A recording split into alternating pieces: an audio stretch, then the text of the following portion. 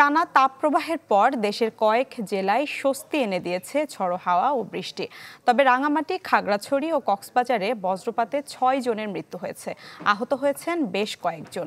চট্টগ্রাম, খাগড়াছড়ি, ফেনী, রাঙামাটি, কক্সবাজার সহ কয়েক জেলায় ঝড়ো হাওয়া ও বৃষ্টি হয়েছে, সাথে ছিল বজ্রপাত।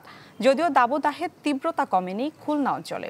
আজ দেশের সর্বোচ্চ তাপমাত্রা যশোর ও পাবনায়। আবহাওয়ার পূর্বাভাসে আগেই জানানো হয়েছিল আজ দেশের উত্তর ও উত্তর পূর্বাঞ্চলে বৃষ্টিপাতের সম্ভাবনা। আর পরবর্তী ৫ থেকে ৬ দিন দমকা হাওয়া, ঝড়ো বাতাস ও বজ্রসহ বৃষ্টিপাত হতে পারে।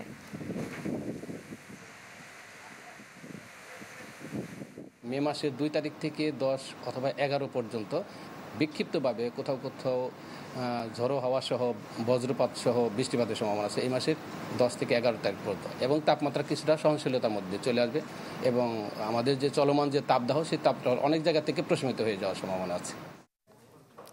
দর্শক, এবারে আবহাওয়ার খবর জানাতে রাঙামাটি ও পাবনা থেকে যুক্ত হচ্ছেন আমাদের সহকর্মীরা। শুরুতেই চলে যাচ্ছি রাঙামাটি, সেখানে রয়েছেন আমাদের সহকর্মী জিয়াউল হক। জিয়া, রাঙামাটিতে ঝড় বৃষ্টির খবর আমরা পেয়েছি, এই মুহূর্তে সেখানে আবহাওয়া কেমন দেখছেন?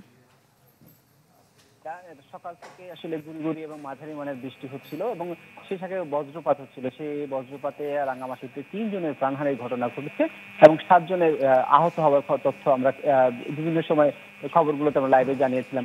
এখনকার যে পরিস্থিতি সেটা হচ্ছে একদম দুপুরের পর থেকে, মানে ২টার পর থেকে রৌদ্র রয়েছে। আপনি দেখতে পাচ্ছেন এখনো যে কাপ্তাই লেকের যে অবস্থা, এখনো মধ্যে পরিষ্কার পরিচ্ছন্ন রয়েছে আবহাওয়া এবং শীতল বাতাস রয়েছে, যার ফলে আসলে যে গত কয়েকদিনে যে দাবদাহ পরিস্থিতি ছিল, যে মানুষের জনজীবন যে বিপর্যস্ত, সেখান থেকে কিছুটা মানে হাফ ছেড়ে বেঁচেছে বলে বলা যাবে এখানকার স্থানীয়রা।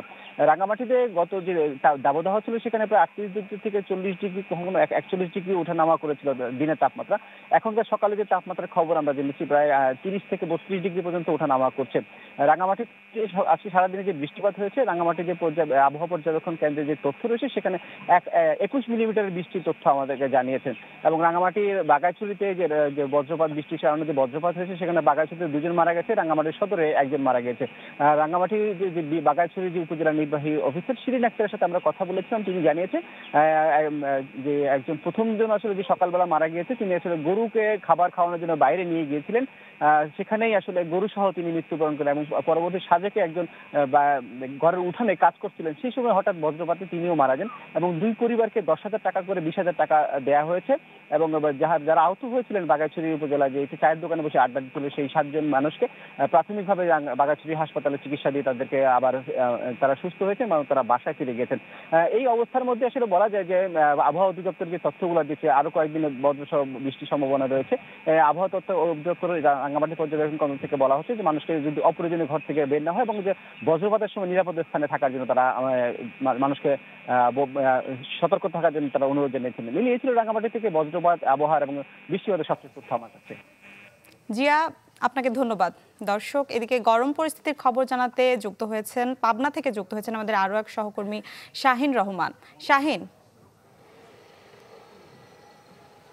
পাবনার পরিস্থিতি ঠিক তার উল্টো। আসলে রাঙামাটিতে ঝড় বৃষ্টির খবর আমরা পেয়েছি, কিন্তু পাবনায় ঠিক তার উল্টো পরিস্থিতি বিরাজ করছে।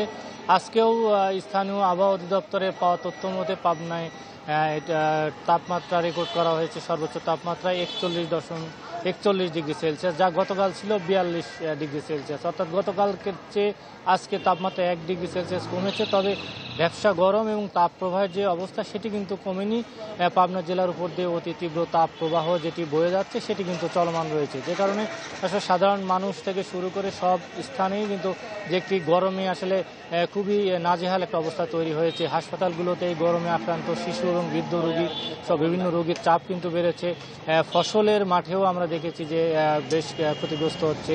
পোলট্রি খামার, গরুর উৎপাদন, গরুর দুধের উৎপাদন, পোলট্রি খামারগুলোতে ডিমের উৎপাদন কমে গেছে।